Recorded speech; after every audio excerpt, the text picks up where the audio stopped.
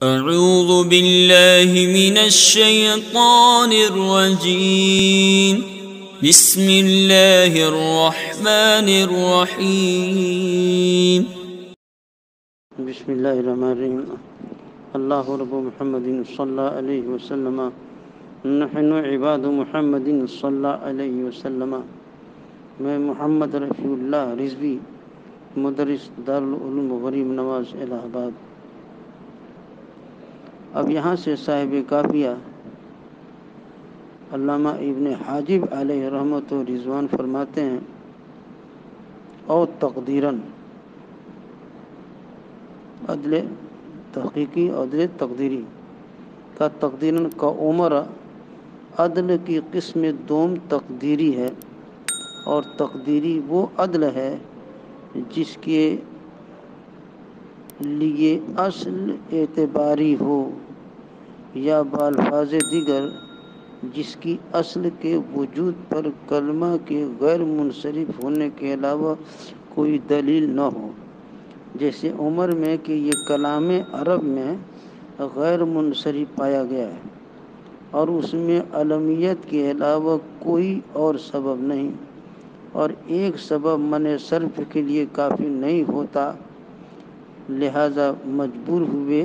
کہ سبب دیگر اعتبار کریں۔ چونکہ کوئی اور سبب قابل اعتبار نہ تھا، اس لیے عدل تقدیری کا اعتبار کیا گیا، کیونکہ وجود اصل پر کلمہ کے غیر منصرف ہونے کے علاوہ کوئی دلیل نہیں، تو یہ اعتبار کیا گیا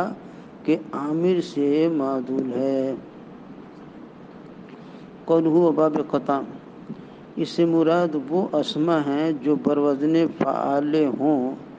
اور آیان مؤنثہ کے لیے علم اور ان کے آخر میں را نہ ہو۔ ایسے اسماء اکثر بنی تمیم کے لغت میں غیر منصرف مستعمل ہوتے ہیں، اور اہل حجاز کی لغت میں مبنی، اور اگر ان کے آخر میں را ہو تو دونوں لغت میں مبنی مستعمل ہوتے ہیں۔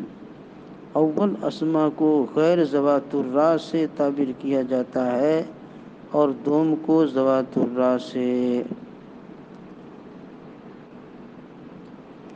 اب فرماتے ہیں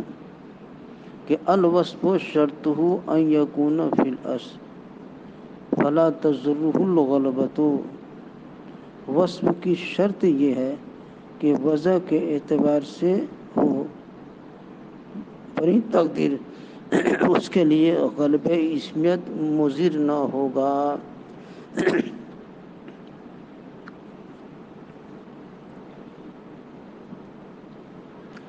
قولہ الوصف شرطہ، مصنف علیہ رحمہ کے بیان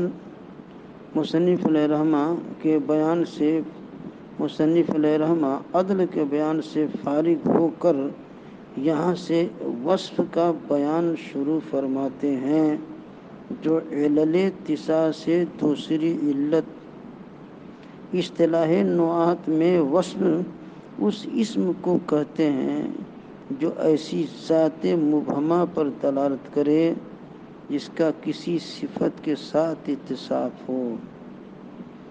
اصطلاح نحات میں وصف اس اسم کو کہتے ہیں جو ایسی ذات مبہمہ پر دلالت کرے جس کا کسی صفت کے ساتھ اتصاف ہو، لیکن یہاں پر وصف سے مراد یہ ہے کون الاسم دالا علی ذات مبہمۃ ماخوذۃ مع بعض صفاتھا، یعنی اسم کا ایسی ذات پر دلالت کرنا جو بعض صفات کے ساتھ ماخوذ ہو، کیونکہ علل تسع از قبیل صفات اسماء ہیں۔ اسم کی دلالت عام ہے، وضع کے اعتبار سے ہو، جیسے احمر کی، یا بعارض استعمال جیسے اربع کی، مررت بنسبۃ اربعین میں، لیکن منع صرف میں وصف وضعی معتبر ہے، اسی واسطے فرمایا شرطہ ان یکون فی الاصل۔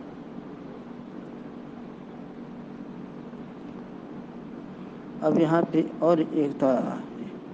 اس کے بعد فرماتے ہیں کو، یہاں پہ ایک اعتراض ہوتا ہے، الوصف شرط ان یکون فی الاصل، فی الاصل سوال اصل پر فی داخل ہے، شرط ان یکون فی الاصل، فی داخل ہے تو اصل وصف کے لیے ظرف ہوا، فی الاصل ظرف ہوا، اور یہ صحیح نہیں کیونکہ ظرف زمان ہوتا ہے یا مکان، اور اصل نہ زمان ہے مکان نہ مکان۔ جواب عبارت میں مضاف مقدر ہے، اے فی زمان اصل، اب مدخول فی زمان ہو گیا، اور زمان اصل میں ہونے سے مراد یہ ہے کہ اس کی وجہ ذات مبہمہ مذکورہ پر دلالت کرنے کے لیے ہو، اس کی وجہ ذات مبہمہ مذکورہ پر دلالت کرنے کے لیے ہو۔ قوله فلا تضرہ الغلبۃ، غلبہ سے مراد غلبہ اسمیت ہے، جس کے معنی ہے معنی وصفی پر دلالت کرنے والے اسم کا اپنے بعض افراد نوعی کے ساتھ اختصاص، وہیں طور کہ ان پر دلالت کرنے میں محتاج قرینہ نہ ہو، جیسے لفظ اسود کی وجہ ما فیہ سوادن کے واسطے ہے، یعنی ہر سیاہ چیز کے لیے، پھر اس کا استعمال سیاہ سانپ میں بکثرت ہو گیا، وہیں طور کہ سیاہ سانپ پر اسود کی دلالت محتاج قرینہ نہیں ہوتی، اور سیاہ سانپ اسود کا فرد نوعی ہے۔ غلبہ اسمیت کے معنی میں فرد شخصی مراد نہیں، ورنہ معنی وصفی من صرف میں موصی نہ رہیں گے، کیونکہ بر تقدیر علمیت وہ باقی ہی نہیں رہتے، اس لیے علمیت اور وصفیت میں منافات ہے۔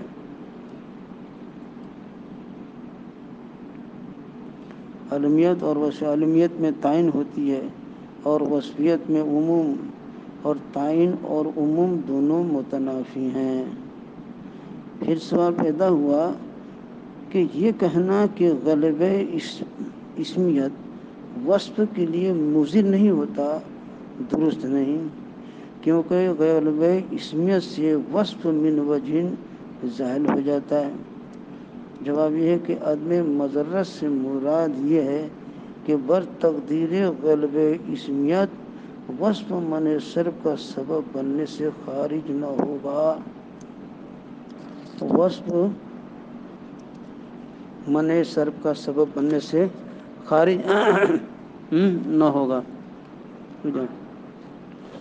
اور فرماتے ہیں فلذالک صرف مرت بنسبۃ اربعین، تو اسی واسطے اربع منصرف ہوا مرت بنسبۃ اربعین میں، اربع منصرف ہوا مرت بنسبۃ اربعین میں۔ سوال پیدا ہوا کہ مرت بنسبۃ اربعین، مرت بنسبۃ اربعین کی طرف صرف کی اسناد صحیح نہیں، صرف مرت بنسبۃ صرف نہیں، کیونکہ یہ مرکب ہے اور مرکب من صرف نہیں ہوتا، یہ مرکب ہے اور مرکب من صرف نہیں ہوتا، اس لیے من صرف مورب کی قسم ہے، اور مورب اسم کی اور اسم کلمہ کی، اور کلمہ لفظ مفرد ہوتا ہے، چونکہ کلمہ اسم کی تعریف میں ماخوذ ہے، اور اسم مورب کی تعریف میں اور مورب منصرف کی تعریف میں، تو منصرف مفرد ہوا۔ جواب صرف حقیقتاً اربع کی صفت ہے جو مرت بنسبۃ اربعین کا جز ہے، اور عبارت میں صفت جز کی اسناد کل کی طرف کی گئی ہے، صفت جز کی اسناد کل کی طرف کی گئی ہے، تو تو یہ مجاز فی الاسناد ہوا، یا مرتو بنسبت اربعین کل ہے جس سے اس کا جز اربع مراد لیا گیا ہے، تو یہ مجاز مرسل ہوا از قبیل اطلاق کل و اراد جز بہرکیف۔ یہ عبارت مجاز پر محمول ہے، لہذا صرفہ کی اسناد میں کوئی قباحت نہیں، صرفہ کی اسناد میں کوئی قباحت نہیں۔ ہاں، اب مصنف علامہ فرماتے ہیں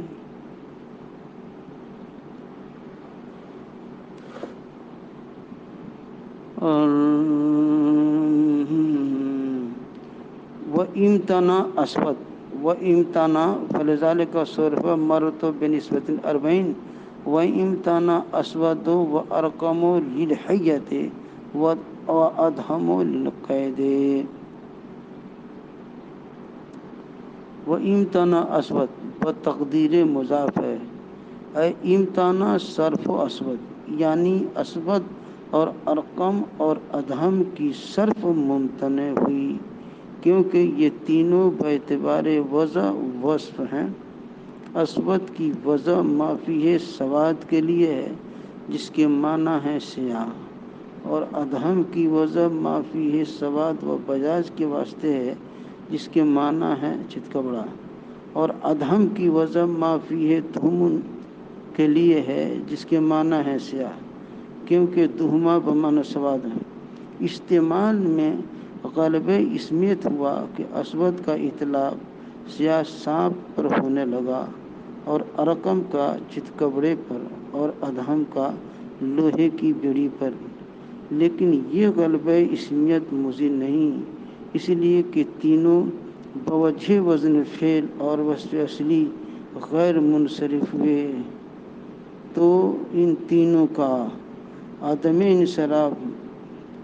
بنظر دوم ہوا۔